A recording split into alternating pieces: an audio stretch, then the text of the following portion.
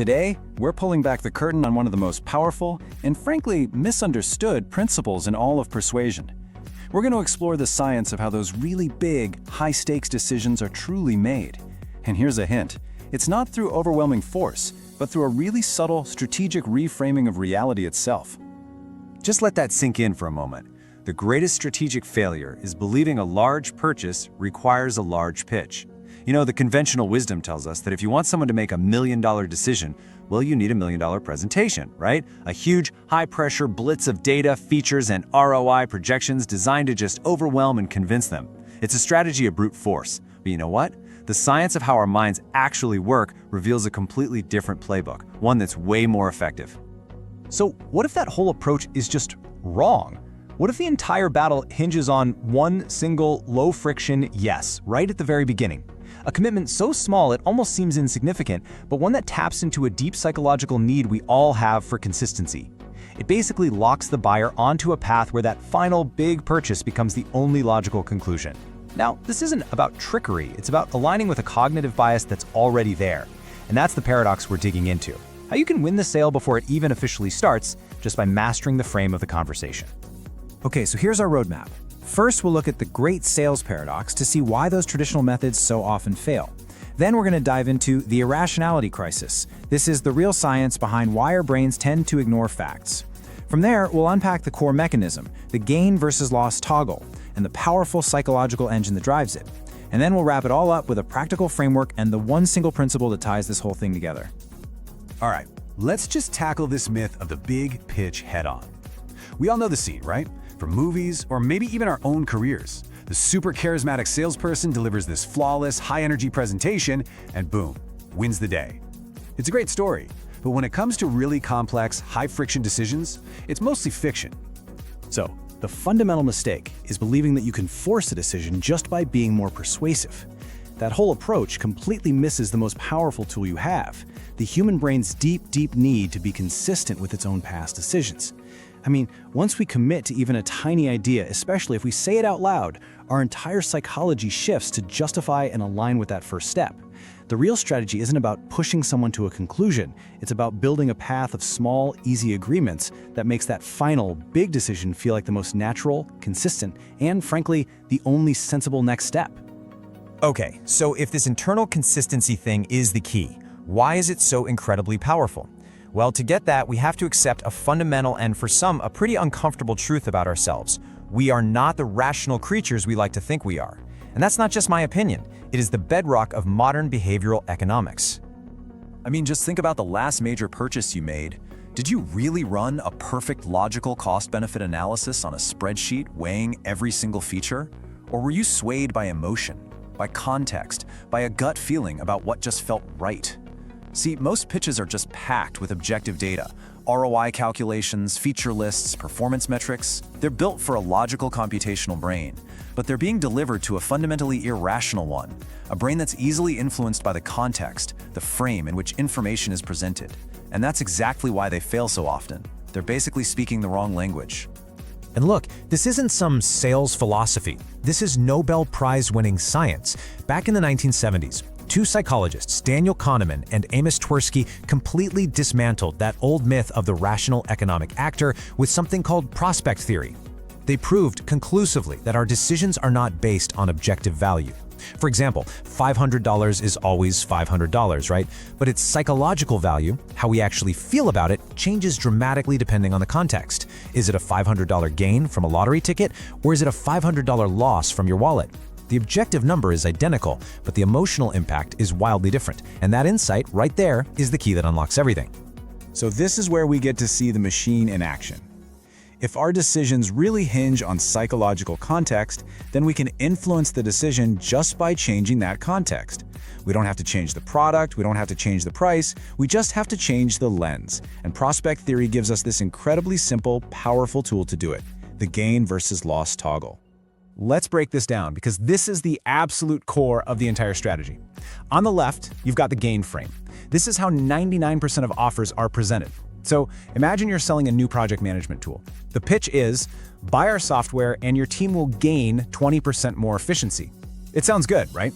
But psychologically, it triggers something called risk aversion. our natural tendency to just play it safe when things are going okay. The buyer thinks, things are fine now. Why risk the time, the money, the implementation headaches for a potential future gain? This frame actually encourages them to wait, to maintain the status quo. Now look at the right, the loss frame. Instead of offering a gain, you highlight the avoidance of a loss. Right now, your current process is causing you to lose 10 hours of productivity per employee every single week. Whoa, that flips a psychological switch. Now you've activated risk-seeking, a sudden urgency to take action to stop a sure loss. The status quo is no longer safe, it's the source of the pain. The entire dynamic of the sale has just been structurally changed. So why? Why is that loss frame so much more powerful? Why does it compel us to act when the gain frame just makes us want to delay? Well, it's because our brains are hardwired with this incredibly powerful, ancient cognitive bias, an engine that gives losses a supercharged emotional weight. This, right here, is the central finding of prospect theory. It's a concept called loss aversion. The feeling of joy you get from, say, finding a $100 bill is only about half as strong as the feeling of agony you get from losing that same $100 bill. And from an evolutionary perspective, this makes perfect sense, right?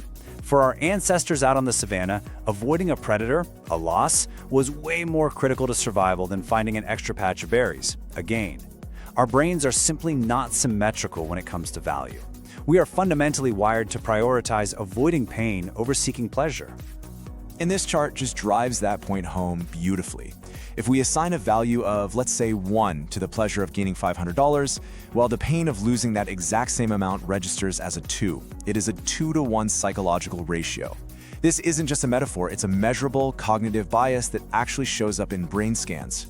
So when you're trying to prompt a major decision, one that requires real commitment and change, which side of that emotional equation do you want to be on? The weaker pull of a potential gain or the powerful push that comes from stopping a painful loss? So the key takeaway here is this. Switching from a gain frame to a loss frame isn't just about changing a few words. It's about engaging this double psychological multiplier. You are tapping into a motivational force that is literally twice as powerful. And that is what creates genuine urgency. It's what accelerates decisions in a way that a simple promise of a gain never ever could. It transforms a nice-to-have into a must-have right now. And the loss frame does something else that's really clever. It gives you control over the reference point, or the anchor for the entire decision. In a normal sale, the anchor is your price. This software is $20,000. But with loss framing, you shift the anchor. First, you establish the much larger cost of their problem, the cost of doing nothing. You're currently losing $100,000 a month in missed opportunities. Now, when you introduce your $20,000 solution, it's not seen as an expense anymore. It's anchored against that massive $100,000 loss. It becomes a small investment to stop a huge financial bleed. You've completely reframed the price. Okay, so understanding the theory is one thing, but mastery, that really lies in its application. So how do we translate this powerful psychological insight into a concrete, repeatable framework that you can use for any high-stakes decision? Well, it really boils down to 3 core steps. First, you have to audit the decision stakes. Look, this is not a tool for selling a cup of coffee. This is mandatory for high-friction, high-stakes decisions where the default answer is no or let's wait.